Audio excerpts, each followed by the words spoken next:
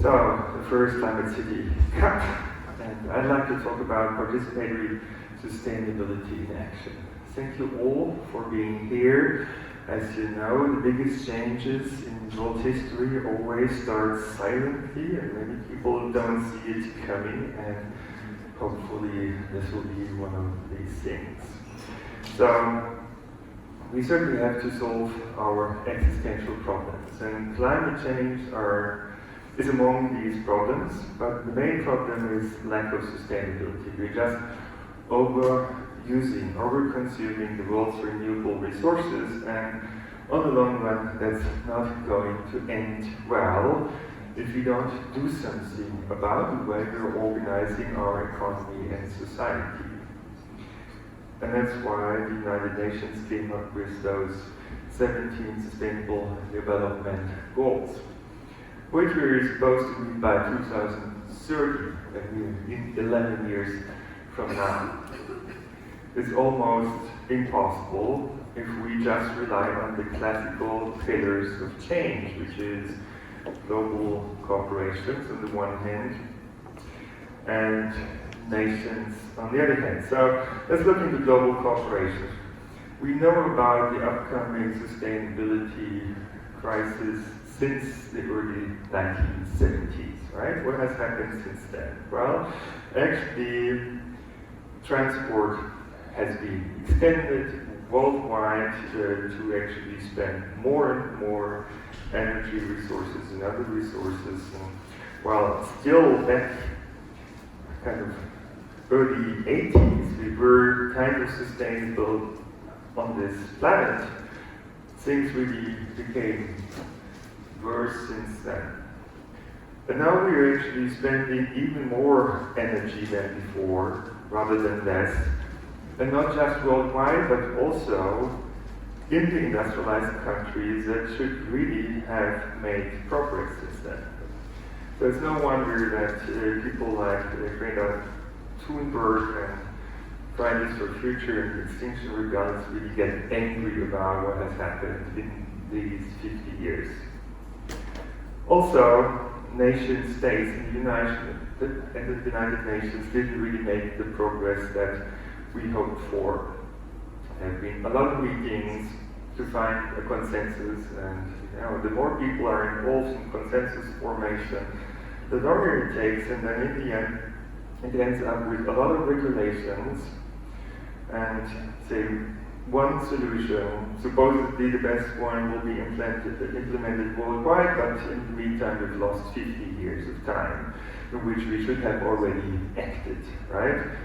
And then the outcome is there's a solution, it doesn't work, right? So then the question is, what will save us? What will save humanity? Will big data and artificial intelligence save the world? As you know, there is mass surveillance around this globe. You're already a walking sensor platform, said CIA Director Gus Hunt. It's really very nearly within our grasp to be able to compute on all human-generated information. And it includes most likely a lot of information that you're producing with your smartphone, for example, right? And we've seen this graph many times, so there are a lot of companies generating this data about us and the world, and it's being put together by the NSA and CIA and all sorts of secret services and so on. And they can see our personality, for example. It turns out we're being profiled. And in the end, there will be something like predictive policing, but not restricted actually to crime, but to our entire life. We are being judged, in a sense. That's kind of a digital judgment day, and then we're being judged according to our behavior, and apparently we're accused of misbehavior, and that should be corrected according to people, and that will happen. For example, the way China is doing it with the social credit score, some people say citizen score. a system that one could really call technological totalitarianism, where everything you do and don't do will get plus or minus points, and that will determine about your life, your opportunities, your possibility to travel to other countries, to take the plane or even the fast train, to get certain kind of jobs, and even the speed of your internet. All of that depends on what you're doing. And of course, we have been reading about those education camps for more than 1 million Uyghurs, and we're very concerned about this digital dictatorship that has grown out there. But in the West, we shouldn't feel superior because, in a sense, there's also this paradigm of benevolent dictators, just that it's big IT companies that are trying to determine what our life should be like. And so, democracy is the framework of our societies, with capitalism as kind of some subroutine to take care of prosperity and high quality of life, has basically turned into a system where now surveillance capitalism seems to be the framework and democracy seems to be the garnish. And the issue is that some people started to claim that democracy is an outdated technology, and even more so, some people claim democracy is the planet's biggest enemy. Really? Come on, I think some people have been getting things pretty wrong. We are now living in a highly networked world.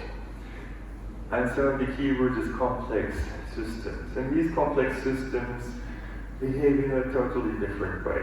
It's true, yes, now we're living in a time of big data, we can make evidence-based decisions.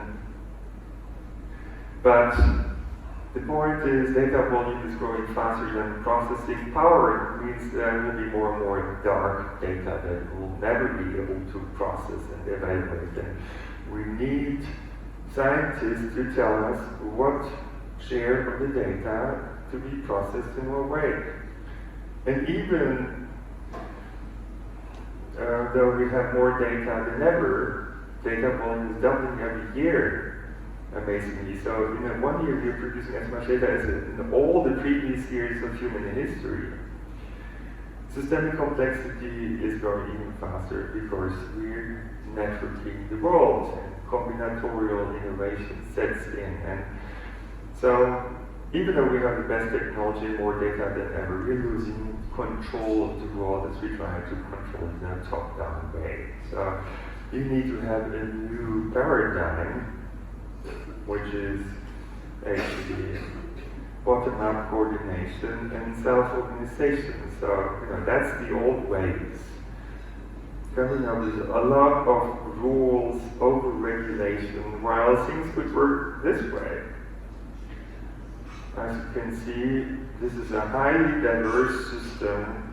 There are no traffic lights and no policemen, and it's self-organizing very nicely and efficiently because the design is right.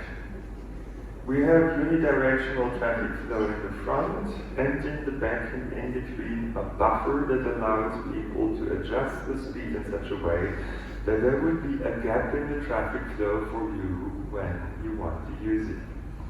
That's all. Of course, we wouldn't be totally happy with this because accidents might happen, and so can we do that better with today's technology? Yes, with the Internet of Things, we can now make self-organization work 300 years after Adam Smith's invisible hand concept. And so the success principle is real-time measurement and real-time feedback. And not just of one quantity, but of many quantities, or multi-dimensional real-time feedback. And we have demonstrated the power of this approach with a self-organized traffic light control that produces green waves in a self-organized way. And not only this, it's actually saving time for everyone, for public transport, and for pedestrians and cyclists, and also motorized traffic. And you can imagine this is also better for the environment. right? But here, we have reverted the control principle. Traffic-light control is an NP-hard optimization problem, a very complex optimization problem. So it cannot be solved in real time, exactly. And what we're doing is we let the traffic flows control the traffic lights rather than the other way around, and in a very flexible way, and this is what creates those performance gains. A bottom-up self-control. You just have the right interactions. And in fact, in a world that is heading for sustainability crisis, we need, first of all, a resilient organization of society. And that requires diversity, decentralization, modular design, distributed control, subsidiarity. And it's clear that cities and regions are relevant organizational units for a resilient society. We shouldn't be doing all the same all over this planet. That wouldn't be sustainable and resilient at all. And that's why we have proposed to build digital democracy. You know, this idea of the benevolent dictator really doesn't work. Because suppose you had a super AI and would want to optimize the world, you need to choose a goal function. And there's no science that will tell you what is the right goal function. It was GDP per capita in the past. That's why we now have a sustainability crisis. Now, suppose you tell the super AI to make the planet sustainable, it might kill a lot of people. And so, as long as you focus really on one optimization goal, we'll forget about all the other goals, and that's why the system doesn't work. Instead, we need to build on collective intelligence. It turns out that when you have a complex problem to solve, then combining the best solution with, say, the second best and the third best will improve the solution. That's almost magic, right? But that's the success principle of collective intelligence. So if you have a complex problem, it's really important that you look upon it from different perspectives. And only by putting those different perspectives together, you will get a good picture. So, yeah, this entire thing is about learning to bring the best ideas of many minds together. And how can we do that? That brings us to pillar 3, because obviously pillar 1 and 2 didn't solve the problems, our existential problems on time. We propose to come up with city Olympics or city cups to address the world's challenges. So there would be different disciplines like reducing climate change, improving energy efficiency, sustainability and resilience.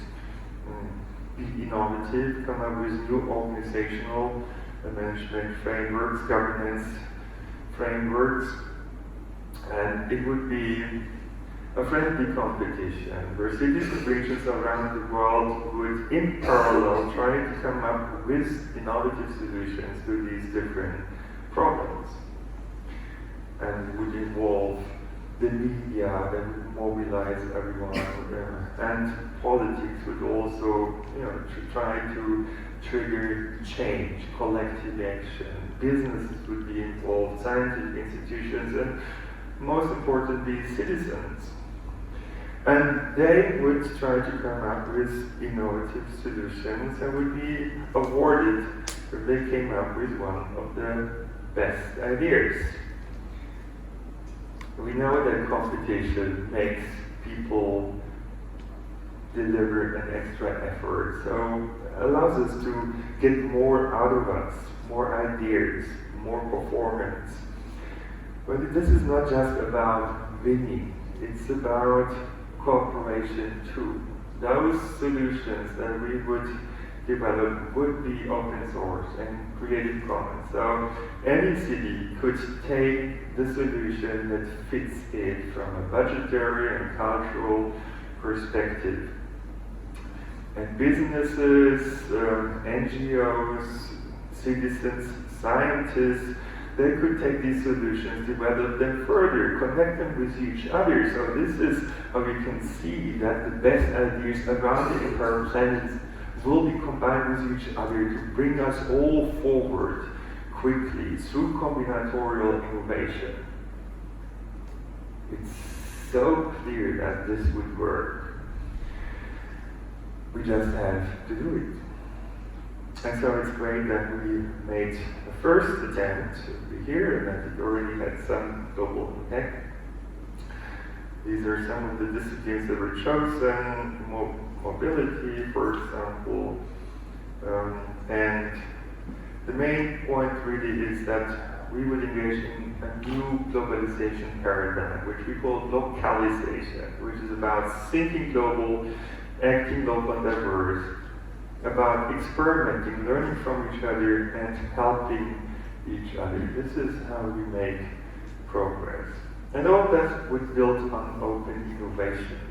We have seen hackathons and tech labs and makerspaces and citizen science celebrating a lot of incredible successes in the past. Now we'll take it to the next level, to the city and regional and global level by turning cities into innovation motors and networking cities.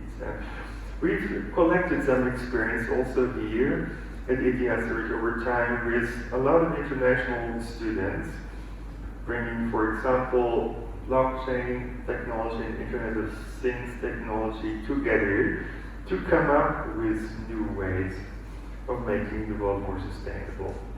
We've seen this fantastic makerspace in Amsterdam, 400 years old building. I believe has been really historical. There people show each other how to do things by themselves with new kinds of instruments as 3D printers.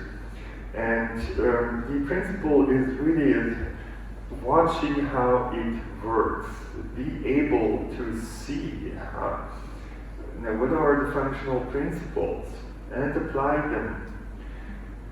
And in fact, this Fab Lab has invented the Fairphone, which is now available, I think, in the second or third edition even. So the principle is you can open it, you can see how it works, you can repair it, you can upgrade it. And this is how it should work, right? Like Sebastian Kuhn, I think most things haven't been invented yet. We could be so innovative if we just had the right framework. There's so many examples.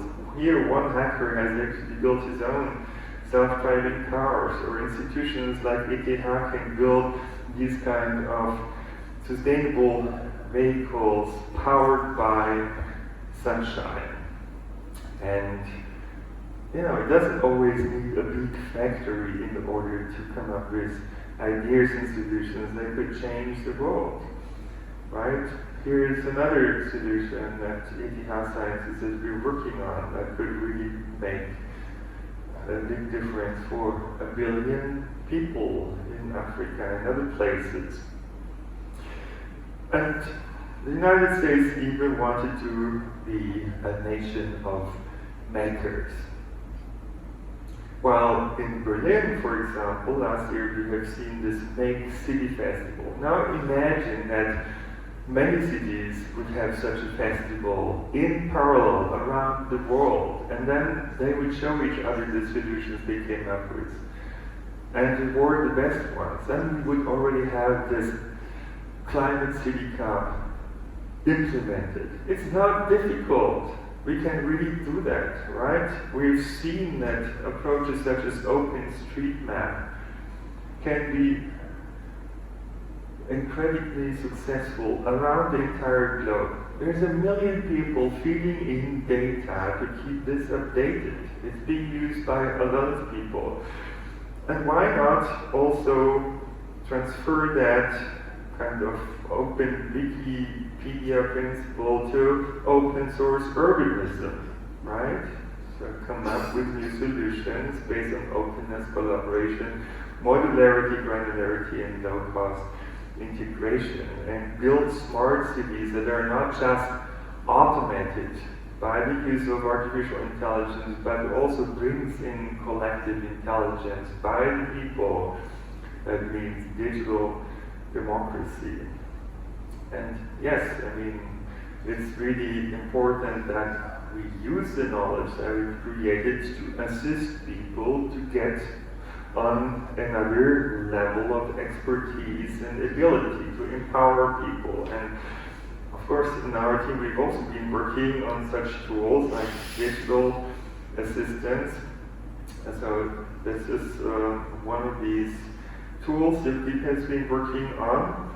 Dirk from India, and he's been evaluating his own life and wanted to change it, and you can see a significant change over here. So it works, and he's the guy on the right, by the way. So we've learned how we can really make change happen, also behavioral change. All of this is about empowering people, using the technology that is now becoming available. So with all these sensors that are in smartphones, but also in Internet of Things sensors that we can ship by, we can produce data for us and everyone in principle, and allow for combinatorial innovation. I mean, information innovation ecosystems that we could all participate in. I could use that to improve health. Influenza Net is one of our initiatives where people give feedback and get information that will help them to take a decision whether to immunize or not. We've been working on responsible and sustainable consumption, a tool that would find you the products that meet your values, and it turns out people would change their behavior. So you don't have to manipulate and nudge them. They would want to change their life anyway. You just need to give them the tool. And we could actually build tools for disaster response, participatory resilience. So being in Switzerland, or that's today's survival kit, one could say, but tomorrow's survival kit is this, right? So we can use it basically to find responses to disasters such as earthquakes. Smartphones could actually detect earthquakes and warn us and our friends, so we would have a few extra seconds to get into a safe place. And once the disaster has happened, we could use it to map the damage, the broken bridge, the damaged buildings, so everyone would be quickly informed about the situation. But we could also use it in order to create something like a decentralized sharing economy in which we can help each other. So building tools to help ourselves and help each other is the principle. We would have communication based on ad hoc networks, so it doesn't depend on the centralized infrastructure, and it could be, of course, Bitcoin or similar payment system that allows us to keep up economic and social activities even in times of crisis.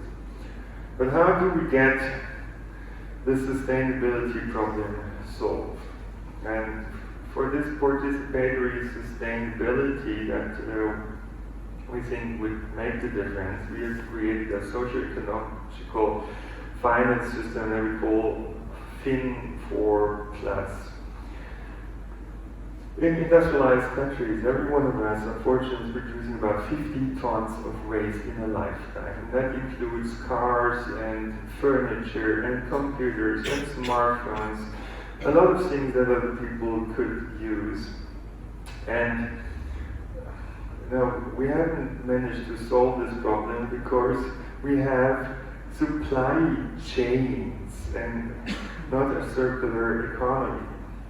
Nature and our body work very differently. First of all, they are self-organized. They are also based on multiple real-time feedbacks for different kinds of resources, and this is how nature organizes things. A very different network allowing for self-organization. This is what we need to learn now. And for this, we can use the Internet of Things to map noise and CO2 and temperature and waste of all kinds and good things such as health and natural conditions. And then give feedback in a multi-dimensional way, using, for example, blockchain technology to have these different new currencies or incentive systems that would introduce new forces into the market. This is not based on a hell lot of regulations. It's based on empowerment to really incentivize socially responsible and environmental friendly production. And these forces would eventually change our economic system, our supply chains, and through co-evolution in such a way that we would get a circular economy within a short period of time. And of course, the sharing economy would be part of that concept of a circular economy. We have a very wasteful society. We can change this. And in order to change this, we have invented this format of Climate City Olympics, or the Climate City Cup, that has now been run thanks to all your fantastic engagement. Thank you so much. There have been a lot of institutions involved already, so you can see them over here, and there were some people who've been very inventive and engaged, came up with new devices in order to measure air quality, for example. You can see them over here, and the City Cup has happened in the past months, as you will learn about in detail pretty soon. There have been participants in many countries around the world to apply these new success principles for our complex world, which is co-learning, co-creation, coordination, cooperation, and co-evolution. So let's do this together and spread the idea and make sure to change the world together.